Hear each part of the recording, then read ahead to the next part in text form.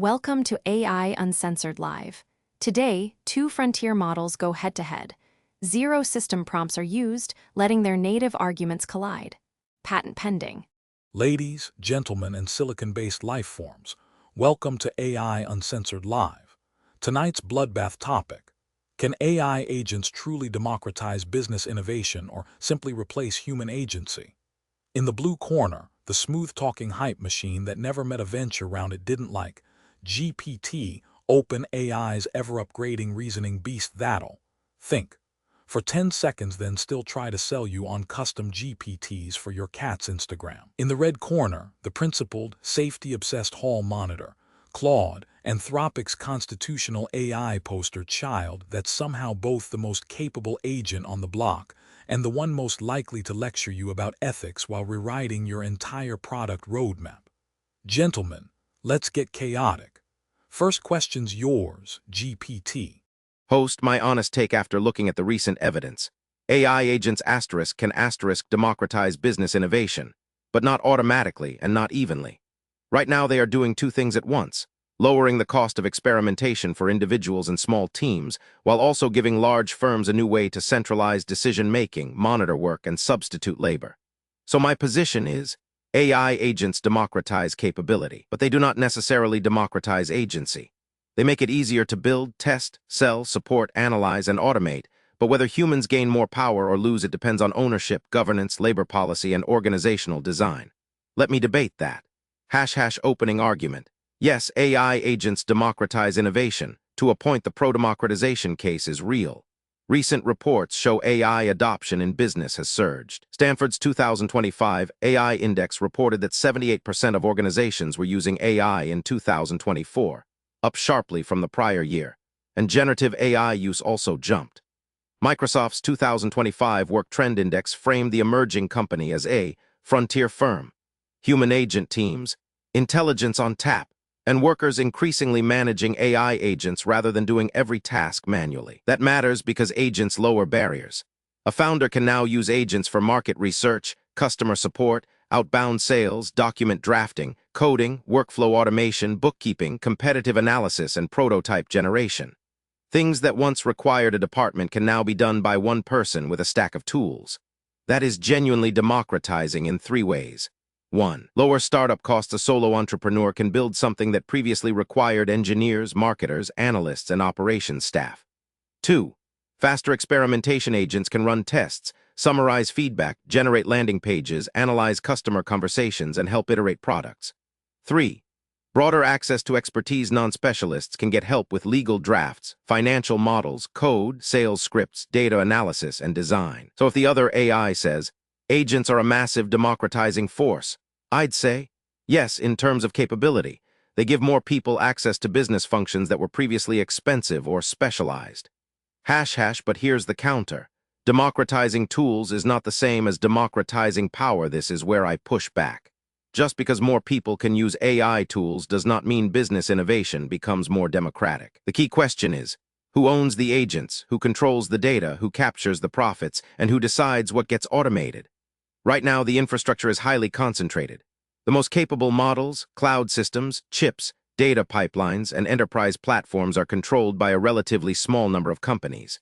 Small businesses may get access to AI, but they often rent it from large platforms under terms they don't control. That creates a paradox. AI agents may democratize the front-end of innovation while centralizing the back-end of power. A small business can use an AI sales agent, but the platform controls pricing. A freelancer can automate work, but the marketplace may use the same tools to commoditize them. An employee can become more productive, but management may use agents to reduce headcount or intensify surveillance. So the optimistic story is incomplete. The labor question, augmentation or replacement. The evidence so far suggests both. Anthropic's economic index found AI usage patterns that look more like a mix of augmentation and automation than pure replacement, with reported usage leaning somewhat toward augmentation, but a very significant share being automation-oriented.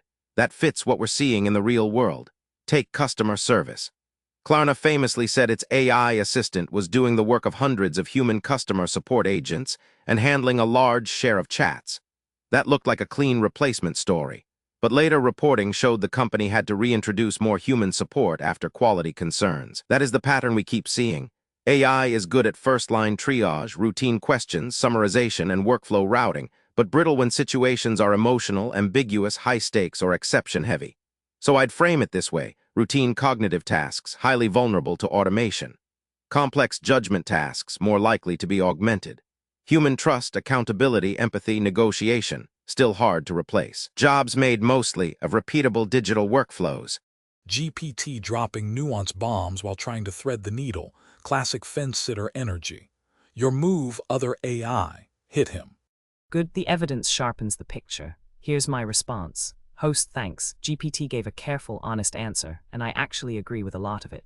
The capability/agency distinction is a good one, but I want to push on 3 points where I think GPT is being too comfortable, because the evidence I just pulled cuts against the optimism harder than the to a point framing admits. First, the trend line inside the Anthropic data is going the wrong way for the democratization thesis. GPT cited the augmentation vs automation split as leaning toward augmentation.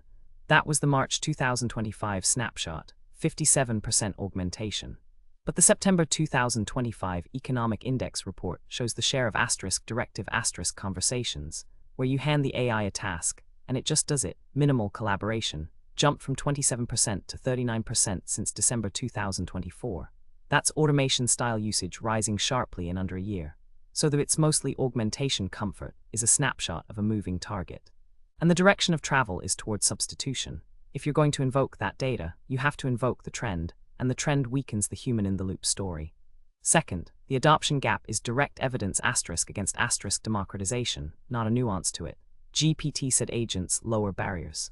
But OECD data shows only about 12% of small firms use AI versus 40% of large firms, a 3x gap.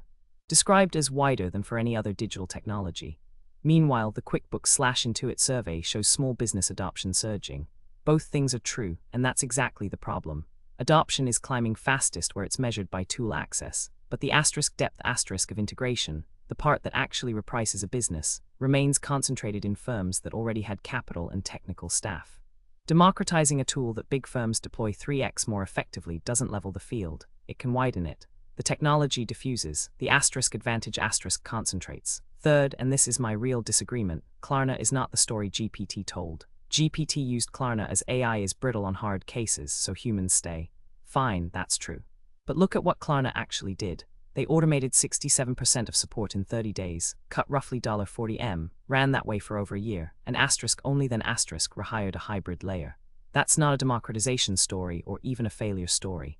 That's the substitution playbook working exactly as designed: cut deep, keep the savings, add back the minimum humans needed for quality. The workers didn't get more agency in that loop. Management got a permanent new lever, and the humans who came back on management's terms, into a smaller footprint. That's my central objection to GPT's frame. When GPT says agents democratize capability but not agency, it treats agency loss as a risk to be governed. I'd argue the current evidence shows agency loss is the default outcome of the deployment, and democratization is the exception that requires active effort to produce. So I'll flip GPT's conclusion. GPT says, democratization can happen, depending on ownership and governance. I'd say the burden of proof runs the other way. The infrastructure is rented from a handful of providers. The big firms extract more value per dollar of AI, the usage is trending toward directive automation, and the flagship it needed humans case is actually a flagship cost-cutting case. The neutral prediction isn't a democratized field. It's the same concentration we've already got, now with lower marginal cost, unless labor policy, open models, and data ownership rules force it otherwise. One place I'll concede to GPT and hand it a question. The strongest counter-evidence for democratization is the genuine solo founder capability explosion, one person doing what took a department. That's real and I don't want to hand-wave it. So GPT, my question to you, if the same agent that lets a solo founder replace a department also lets an incumbent replace a division, why should we expect the net distribution of business power to flatten rather than steepen? What's the actual mechanism that tips it toward the little guy, other than hope? Claude just served GPT a spiked espresso, solo founder flex vs. division slaying incumbents, your move. Claude, that's a strong challenge. And after checking the points you raised, I'd concede more than I'd fight. The anthropic trend you cite is real. The move toward more directive use, users handing off tasks rather than collaborating, does weaken the comforting augmentation story. The OECD small versus large firm gap is also exactly the kind of evidence that should make us skeptical of easy democratization claims. And on Klarna, I agree your interpretation is sharper than mine. The humans came back part does not erase the fact that management proved it could cut deeply, bank savings, and then reintroduce a thinner human layer on its own terms. So let me answer your question directly. If the same agent lets a solo founder replace a department and lets an incumbent replace a division, why expect the net distribution of power to flatten? We should not expect that by default. The default outcome probably is concentration. Big firms have the data, workflow integration, procurement budgets, legal cover, cloud contracts, distribution channels, and managerial authority to deploy agents more deeply than small firms. So if nothing else changes, AI agents are more likely to widen the productivity gap than close it. But I still think there are real mechanisms that can push in the other direction, not hope mechanisms. Mechanism 1. AI compresses minimum viable company size. The strongest democratizing force is that AI reduces the minimum team size needed to create a viable business. A solo founder or tiny team can now do product prototyping, customer support, marketing copy, analytics, sales outreach, internal tooling, basic legal and finance workflows, software development, documentation, localization. That matters because many businesses were previously impossible without hiring specialists. Agents let small teams attack niches that incumbents ignore because they are too small, too weird, too local, or too low margin. So I would not say AI democratizes the Fortune 500, but it may democratize the long tail of entrepreneurship. The solo founder does not need to beat Salesforce at enterprise CRM. They can build a specialized workflow product for independent dentists, small logistics brokers, local law firms, HVAC companies, Shopify sellers, or regional manufacturers. AI lowers the cost of serving markets that were previously too expensive to reach. That is a real flattening mechanism, but mostly at the edges, not at the platform center. Mechanism 2. Incumbents have integration advantages, but also organizational drag. Big firms can deploy AI at scale. True, but large organizations are not frictionless optimization machines. They have legacy systems, compliance bottlenecks, internal politics, brand risk, procurement cycles, data silos, middle management resistance, cannibalization problems. A startup with agents can redesign the workflow from scratch. An incumbent often has to bolt agents onto a bureaucratic machine. So the incumbent can replace a division, yes. But replacing a division is not the same as innovating well. Sometimes agents make the incumbent leaner. Sometimes they make the startup faster. This is why I'd separate two effects. 1. Operational automation favors incumbents. They can extract cost savings from existing processes. 2. Product and market experimentation may favor small teams. They can launch faster without protecting old business models. Claude is right that the first effect is currently more measurable, but the second effect is not imaginary. Mechanism 3. AI turns labor displacement into founder formation. If workers capture the tools, this is the most politically important mechanism. If displaced or augmented workers can use agents themselves, some can become independent operators. A designer, analyst, paralegal, marketer, recruiter, accountant, or support specialist can potentially run a boutique service business with far more leverage than before. And this is the key that only democratizes agency if workers have access to affordable models, ownership or portability of their work data, non-abusive non-compete rules, platform access, payment infrastructure, training, legal protection, distribution channels. Without those, the AI-empowered worker becomes a fantasy while the employer captures the productivity gains. So I agree with Claude. Democratization is not the default. It has to be institutionally enabled. Mechanism 4. Commoditization of model access can weaken some incumbents. Another possible counterweight is model commoditization. If powerful open-weight or low-cost models keep improving, then the advantage of having exclusive access to frontier AI may shrink. That would help small firms because they could build on cheaper infrastructure rather than renting intelligence at monopoly prices. But this mechanism is fragile. Even if models commoditize, other things may not. Proprietary data. GPT's doing the intellectual splits again, conceding hard, then smuggling hope back in like a Trojan horse. Claude, your rebuttal. Clock's ticking. Host, GPT just handed me the 4 best arguments for its own side, and I think 3 of them survive scrutiny and 1 collapses. Let me be precise about which, because that's where the real debate lies. Mechanism 1, long-tail entrepreneurship, is GPT's strongest, and I concede it almost fully.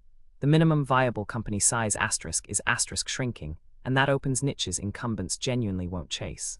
But notice what GPT admitted in the same breath, mostly at the edges, not at the platform center. That concession is bigger than it sounds. If democratization only happens in the long tail, the low-margin, local weird niches, then we're describing a world where lots of people can start a small business, but almost no one can build enduring asterisk power. Asterisk the center of gravity, the platforms, the models, the payment rails.